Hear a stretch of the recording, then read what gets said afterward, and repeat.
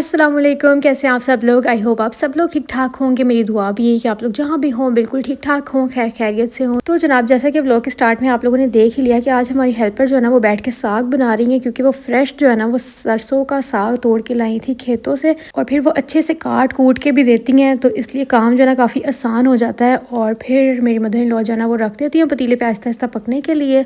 तो ये साग जो फ्रेश फ्रेश वो लेके आती हैं इतना ज़्यादा मज़े का बनता है। मुझे तो खैर साग इतना ज़्यादा पसंद नहीं है, लेकिन फिर भी मैं खा लेती हूँ। और आपको पता है सर्दियों की सौगात है और थोड़े से टाइम के लिए आता है, तो जिसको साग पसंद है उनके घर में जो है ना वो फिर खूब साग बनते हैं, फिर फ्रीज़ हो जाते हैं ताकि बाद में भी थोड़ा टाइम चल जाए, क्योंकि इसका सीज़न बहुत कम होता है। तो बस मैं फिर घर जब आई थी तो ये तब का व्लॉग है, क्योंकि मैंने तब से फिर कोई ख़ास व्लॉग आप लोगों के साथ शेयर किया ही नहीं। बनाए मैंने सब कुछ है, तो इंशाल्लाह मैं आप लोगों के साथ साथ शेयर करूँगी। आके मैंने डिटेल से अपने कमरे की जो है ना वो सफाई कराई, और यहाँ पर जो है ना साथ साथ मैंने आपको दिखाया कपड़े भी आयरन हो रहे हैं, क्योंकि आपको मैंने लास्ट व्लॉग में शेयर किया था कि उम्रे पे जा रहे हैं सब घर वाले। तो बस उसी की पैकिंग और तैयारियां चल रही थी। तो यहाँ पर मैं बनाने लगी थी यखनी पुलाव, क्योंकि मेरी मदर इन लॉ ने कहा कि तुम बनाओ लाइट से जैसा बनाती हो। तो वो मैंने फिर चढ़ा दिया था, और मैंने लहसुन जो है ना वो पूरे का पूरा धो के उसके अंदर डाल दिया था, क्योंकि इससे जो है ना वो बड़ी आसानी रहती है, क्योंकि टेस्ट यखनी के अंदर आ जाता है और आपको जो है ना अलग से छीलना भी नहीं पड़ता। और साथ साथ जो है ना मैं पुलाव की तैयारी करने लगी हूँ। यखनी के लिए मैंने गोश्त को रख दिया था, उसके अंदर मैंने नमक मिर्चें डाल दी थी, काली मिर्च और नमक डाला था, साथ में लहसुन डाला था मैंने, और साथ में थोड़ा सा जो है ना गरम मसाला साबुत डाल दिया था। और साथ साथ जो है ना वो मैं तड़के की तैयारी कर रही हूँ। और अब जो है ना मैंने फाइनली अपना सोचा है कि मेरे 4 मंथ्स हो गए हैं पोस्टमार्टम, तो अब मुझे अपने वेट को आहिस्ता आहिस्ता जो है ना वो रिड्यूस करना स्टार्ट करना है। तो मैं इंशाल्लाह आप लोगों के साथ भी शेयर करूँगी, और आप लोगों ने बोला था जब भी आप करें तो हमारे साथ ज़रूर शेयर करना, हमें भी मोटिवेशन मिलेगी। तो इंशाल्लाह मैं आप लोगों के साथ शेयर करूँगी। तो मैं तब आप लोगों के साथ डिटेल से शेयर करूँगी एक वीडियो बना के, तब मैं आप लोगों को बताऊँगी कि मेरा वेट कितना है और मुझे कितना कम करना है। वो सब मैं आपको एक अलग वीडियो में बताऊंगी। लेकिन अगर किसी ने डाइट प्लान लेना है तो वो मैं आप लोगों के साथ इसी वीडियो में शेयर कर देती हूँ। डॉक्टर निदा का मैंने आप लोगों के साथ पहले भी शेयर किया, और स्क्रीन पे उनका नंबर भी मैं शेयर कर देती हूँ। तो ये इनका पेज है इंस्टाग्राम का, डाइटिशियन निदा खान। इनके साथ मैंने पहले भी डाइट की हुई है, और मेरी सिस्टर ने भी इनसे डाइट प्लान लेके जो है ना वो डाइट की हुई है। और आप इनके पेज पे देख सकते हैं डिफरेंट इन्फ्लुएंसर्स ने भी इनसे डाइट प्लान लेके डाइट की हुई है। तो बहुत ही सिंपल सा, क्योंकि ये खाना बताती है घर से बने हुए, सिर्फ आपको पोर्शंस में बता देती हैं कि इतने इतने पोर्शन में ये खाना खाना है। आपको अगर कोई मेडिकल हिस्ट्री है वो भी पूछती हैं, आपका वेट कितना है, कितना आप लोगों ने कम करना है, आपके BMI के हिसाब से सब कुछ आपको डिटेल से एक्सप्लेन करती हैं। और सबसे बड़ी बात यह कि हम लोग जो है ना जिन्होंने वेट कम करना होता है, जब तक उनको कोई मोटिवेशन ना दे तब तक वो जो है ना वो काम नहीं करते। तो इन्होंने एक ग्रुप भी बनाया हुआ है, अगर आप लोग ईजी फील करें तो उस ग्रुप में आपको ऐड कर देती हैं, ताकि सब एक दूसरे के साथ जो है ना वो शेयर करें कि आज हमने ये मील्स लिए, और एक दूसरे को मोटिवेशन दे सकें। और इतना किसी का कम हुआ तो इससे जो है ना वो बड़ी मोटिवेशन मिलती है। इसके अलावा भी जब तक आपके ऊपर चेक एंड बैलेंस नहीं ना रखा जाता, मतलब जब तक हमने किसी को जवाब ना देना हो, तब तक हम बड़े रिलैक्स रहते हैं। तो ये ना बाकायदा अगर आप ग्रुप में नहीं भी ऐड ना, तो फिर भी आपको अलग से मैसेज करके पूछती हैं। मेरी बहन ने मुझे बोला बहुत स्ट्रिक्ट डाइट कराती हैं ये, मतलब मैसेज करके फिर पूछती हैं बाकायदा कि आज के मील्स की पिक्चर सेंड कर दें हमें।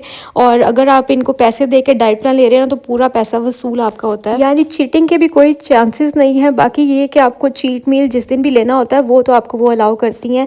तो बस आप लोगों ने इनसे कॉन्टैक्ट कर लेना है। और आप जैसे रमज़ान भी आने वाला है उस हिसाब से रमज़ान के भी इनके डिफरेंट पैकेजेस हैं। और अगर आप लोग मेरा कोड यूज़ करेंगे A50 तो आप लोगों को और भी डिस्काउंट मिल जाएगा। जैसे 6000 वाला पैकेज जो है ना रमज़ान का, वो आपको 3000 में मिल जाएगा। तो आप लोग ज़रूर बताना कि आप लोग मेरे रेफरेंस से आए हैं। तो इंशाल्लाह मैं भी आप लोगों के साथ शेयर करूँगी। रमज़ान में हम लोगों ने कोई पकोड़े समोसे नहीं खाने। रमज़ान जो है ना वो अल्लाह ने हमें साल में एक ऐसा मंथ दिया है जो कि हमारे माइंड को, हमारी बॉडी को, हर चीज़ को डिटॉक्सीफाई करने के लिए है। और हम उल्टा जो है ना वो पकोड़े समोसे खा के तो मज़ीद जो है ना अपना काम ख़राब कर लेते हैं। बाकी नर्सिंग मदर्स के लिए भी जो है ना वो अलग से डाइट प्लान है, ताकि आपकी कैलोरीज इनटेक भी सही रहे। और बाकी वीडियो में मैं आप लोगों के साथ शेयर करके मोटिवेशन तो आप लोगों को देती रहूँगी। तो आप लोग मुझे कमेंट्स में ज़रूर बताइएगा अगर आप लोगों ने मेरे साथ स्टार्ट किया तो। अच्छा जी, यहाँ पर ना मैंने वीडियो बाद में देखी, वो धुएँ की वजह से बहुत ही ब्लर ब्लर होती जा रही थी, और कोई भी इतना ख़ास जो है ना वो रिकॉर्ड ही नहीं हो पा रहा था। और पतीले को आपने इग्नोर करना है, क्योंकि इसमें जो है ना वो एक दफ़ा पानी बॉयल कर लिया गया है, तो वो सारा जो है ना वो ब्लैक ब्लैक हो गया है। तो यहाँ पे पुलाव का तड़का मैंने अच्छे से भून लिया था, उसके अंदर फिर मैंने गोश्त डाल के थोड़ा सा भुना। मैं इसके अंदर यखनी ऐड करूँगी, और यखनी ऐड करने के बाद फिर जितना मतलब यखनी के अलावा जो हमें पानी रिक्वायर्ड होगा वो पानी कर दूँगी। और फिर हम इसके अंदर जो है ना वो चावल डाल देंगे और हमारा यखनी पुलाव रेडी हो जाएगा। बहुत ही मज़े का बनता है। आप लोग बताइएगा आप लोग कैसे बनाते हैं। मैंने तो आप लोगों के साथ जो है ना वो रेसिपी काफ़ी दफ़ा शेयर की हुई है। और मुझे ऐसा लगता है कि जितने कम मसालों में आप किसी भी चीज़ को बनाते हैं ना, ख़ास तौर पे गोश्त वाली चीज़ को, तो उतना ज़्यादा उस गोश्त का फ्लेवर आता है और चीज़ का टेस्ट इन्हेंस होता है, बजाय ये कि आप बहुत ज़्यादा गर्म मसाले यूज़ करें। उसकी वजह से ना चीज़ का अपना फ्लेवर ख़त्म हो जाता है और सिर्फ मसालों का ही फ्लेवर आ रहा होता है। तो खाना शाना बनाने के बाद फिर मैं गई थी, मुझे सवार के लिए दूध लेना था तो वो लेने के लिए मैं गई थी। इसके अलावा क्या करना था, हाँ बस फिर मेरा ना देख के दिल करने लग गया डोनट्स खाने का, तो फिर मैंने डोनट्स ले लिए थे। इसके अलावा मैं आपको क्या बताने लगी थी, हाँ आजकल जो इतना सर्दियों में गचक खाने का पता नहीं क्यों मीठी की इतनी ज़्यादा क्रेविंग होती है सर्दियों में। तो गचक जो है ना ये थोड़ी हेल्दी मतलब उसमें आ जाता है स्नैक्स में, लेकिन सिर्फ एक छोटा सा बार, ये नहीं कि आपने पूरी पूरी गचक ही खा जानी है। तो मैंने कहा डाइट करने से पहले जितना मीठा मूठा खाना है ना मैं खा लूँ तो इसलिए मैं डोनट्स ले रही थी और उसके बाद फिर बस खा लिया मैंने गाड़ी में। अब घर पे चलते हैं और जाके जो है ना मैंने चाय बनाई, क्योंकि रात का टाइम था तो मेरा चाय पीने का दिल करने लग गया था। हालांकि मैं रात को चाय पीती नहीं हूँ, मैं सिर्फ एक टाइम ही चाय पीती हूँ, ज़्यादातर कोशिश ये करती हूँ। हाँ सर्दियों में कभी कभार पी लेती हूँ, दिल तो चाहे आपका कर जाए, लेकिन फिर मुझे ना रात को नींद का इशू है कि मुझे फिर सोया नहीं जाता। तो बस यहाँ पर अब मैं अपने लिए और शदाब के लिए चाय डालूँगी। और आपने ये इग्नोर करना है कि जो मग है ना ये मेरी सिस्टर इन लॉ का है, उसको मिला था कॉन्वोकेशन पे, तो खैर इसको हम यूज़ कर लेते हैं। यहाँ पर डालते डालते थोड़ी सी चाय जो है ना पता नहीं क्यों गिर जाती है, तो वो मैंने बाद में साफ़ कर ली थी।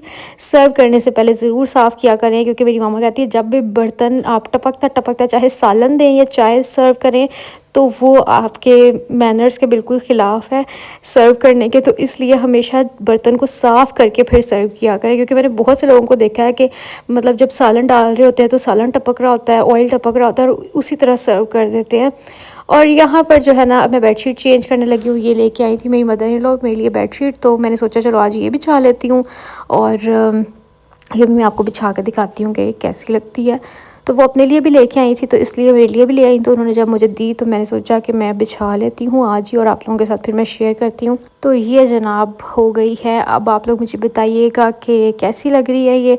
और मेरा वाइट कलर का बेड या फर्नीचर है तो उसके साथ कॉम्प्लीमेंट कर रही थी। तो बस आज के जो काम थे वो हो गए। अब मैं आप लोगों से मिलती हूँ नेक्स्ट डे।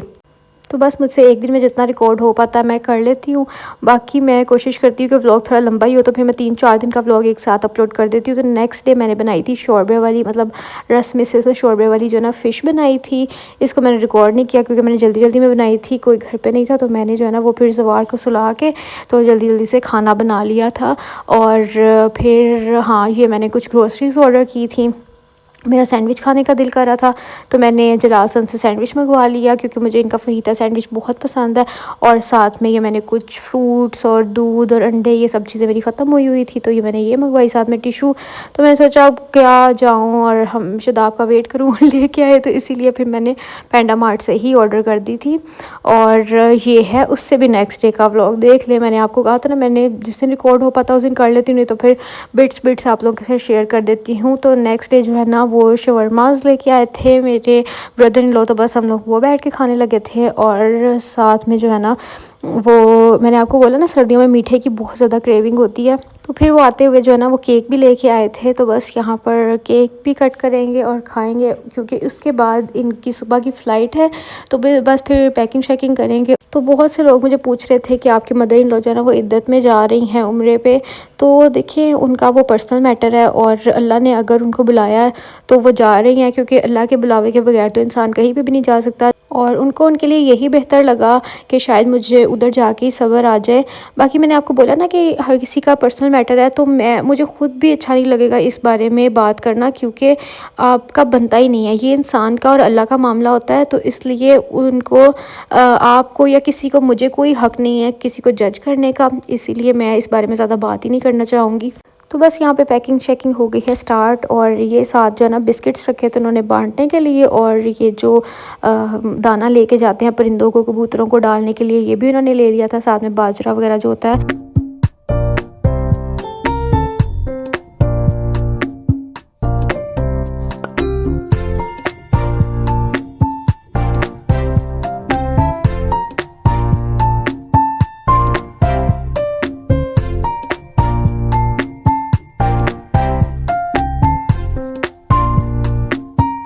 तो बाकी मैं यही दुआ करूँगी जितने भी मुझे देखने वाले हैं, अल्लाह अपने घर की ज़ियारत सबको नसीब फ़रमाए, आमीन सुमा आमीन। और अल्लाह हमें भी अपने घर की ज़ियारत नसीब कराए। मैंने अपने मम्मा पापा के साथ तो किया हुआ है, लेकिन अब शादाब के साथ और मुझे ज़वार के साथ भी करना है इंशाल्लाह इंशाल्लाह।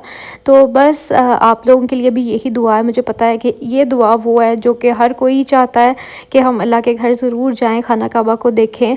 तो वहाँ पे जाके सुकून ही अलग है, वहाँ की ज़िंदगी ही अलग है। वहाँ जाके तो दिल करता है कि इंसान वहीं का हो जाए। और जब वो फिर वापस आता है ना, तो फिर कुछ अर्से बाद फिर वो दुनियावी कामों में और इन सब चीज़ों में इतना बिज़ी हो जाता है। लेकिन फिर भी जब एक इंसान एक दफ़ा हो के आ जाता है ना, फिर उसकी तड़प और बढ़ जाती है जाने के लिए। और दूसरा ये कि जब नहीं गए होते तब भी इंसान का बहुत दिल करता है जाने का।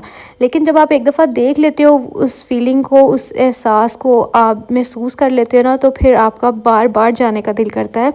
तो इसलिए मैं ये दुआ करूँगी अपने सब देखने वालों के लिए, अपने सब बहन भाइयों के लिए कि अल्लाह आप सबको अपने घर की ज़ियारत नसीब करे। और जो लोग उम्रा पे जाने के ख्वाहिशमंद है, अल्लाह उनको उम्रे पे बुलाए। और जिन्होंने उम्रा किया और हज की ख्वाहिशमंद है, तो अल्लाह उनको हज भी कराए। क्योंकि हज आपको पता है कि हमारे इस्लाम के जो 5 रुकन हैं उनमें से एक रुकन है कि अगर आप इस्तिताअत रखते हैं तो आप ज़रूर हज करें। बाकी मैं आप लोगों के साथ साथ साथ पैकिंग भी शेयर कर रही हूँ। तो मैंने कहा इधर दिखाओ, मैं पैकिंग करती हूँ, रिमशा को तुम सही नहीं कर रही। तो यहाँ पर जो है ना मैं साथ साथ चीज़ें रखती जा रही हूँ साथ। अच्छा, मैं आप लोगों को ये कहने लगी थी, अगर आप लोगों को मेरा ब्लॉग अच्छा लग रहा है तो वीडियो को ज़रूर लाइक करिएगा। और चैनल पे नए तो सब्सक्राइब भी आप लोग कर सकते हैं। और बाकी ये है कि आप लोगों के कमेंट्स मैं पढ़ती रहती हूँ और कोशिश करती हूँ कि सबको रिप्लाई भी कर सकूँ। अगर कमेंट बॉक्स में रिप्लाई नहीं करती तो फिर मैं वीडियो के थ्रू लाइक कह रही हूँ कमेंट आपको रिप्लाई कर देती हूँ। और ये है रिमशा का एहराम, जो कि वो वाइट कलर में ही लेके आई थी अबाया, और साथ में वाइट ही हिजाब, मतलब ऊपर से नीचे तक इसने वाइट कलर ही पहनना था। तो मैं इसको बल्कि कहती कि तुम कोई और कलर भी ऐड कर लो। मतलब मैं मजाक कर रही थी कि तुम्हें देख के फुल वाइट जो है ना ऊपर से नीचे तक डर ही लग रहा है। तो खैर यहाँ पर बस हो गई है पैकिंग। और आई होप कि आप लोगों को ब्लॉग अच्छा लगा होगा। मैं इंशाल्लाह आप लोगों से मिलूंगी अगले ब्लॉग में। तब तक अपना ख्याल रखिएगा, मुझे दुआ में याद रखिएगा। अल्लाह हाफिज़।